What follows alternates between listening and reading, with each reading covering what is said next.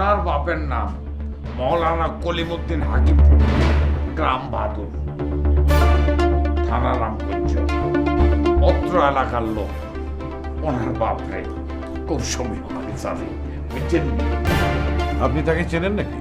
জি চিনি, খুব ভালো করে চিনি, কারণ আমি ওনার সত্ত্বেও পিতা জনাব কলিমুদ্দিন।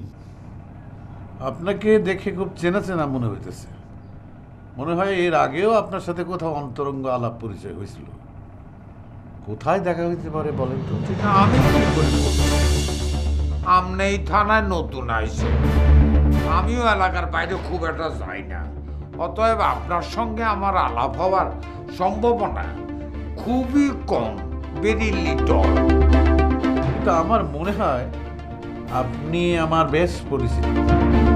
তো আমি তো পুলিশের লোক, দুষ্ট লোকের সাথে আমার বেশি সাক্ষাৎ হয়।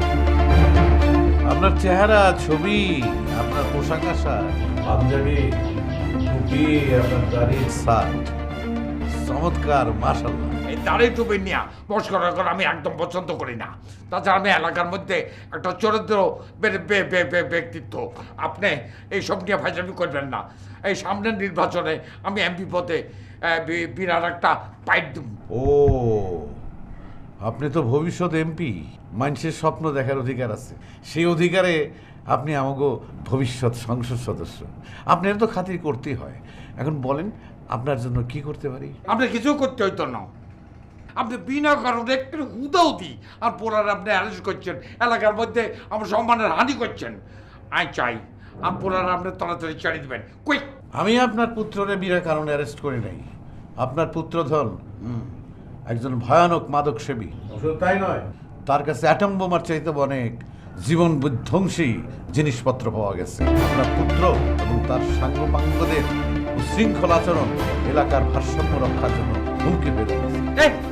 ঠাস করি কতগুলি মিছা কথা কই দিলে হইল আর কি। এগুলি আপনারা কেন করতেছেন আমি জানি। আমি নির্বাচনে এমপি পদে পাইট দেবো, আমি যাতে নমিনেশন না পাই, আমার প্রতিদ্বন্দ্বীর পক্ষ হই, তার সঙ্গে হাত মিলাই আপনারা আমাকে বদনাম করার চেষ্টা করতেছেন। Very sorry. আপনি যা খুশি বলতে পারেন, কিন্তু আসল সত্যটা কিন্তু আমরা দুজনেই জানি। আমাকে বলেন তো, আপনার মতো একজন গণ্যমান্য পরহেজগার লোকের ছেলে কি করে ড্রাগ সন্ত্রাসের সাথে যুক্ত হয়ে যায়? এসব জিনিসের আলামত তার কাছে পাওয়া যায়। বলেন কোন কারণে, কোন বিষণ্ণতায়? বলেন।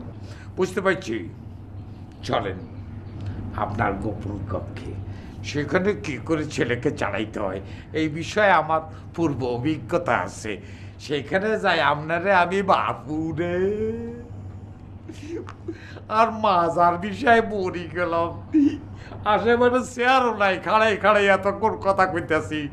নির্বাচনে এমপি পদে আমি পাইট দেবো, এর মধ্যে আপনি আমার জামেলায় হালাইয়েন না তো। আপনি তো আগামী ইলেকশনে এমপি পদে ফাইট দিবেন, হ্যাঁ? সংসদের সবুজ আসনে বসে আমাদের জন্য হৃদয়গ্রাহী আইন প্রণয়ন করবেন না? তা আপনার তো খাতির করতে হয়। চলেন, আমার চাকরি তো রক্ষা করতে হবো, আমার রুমে চলেন। সরি, আপনাকে একটা চেয়ার দিতে পারিনি। ওসব বাইরে যা।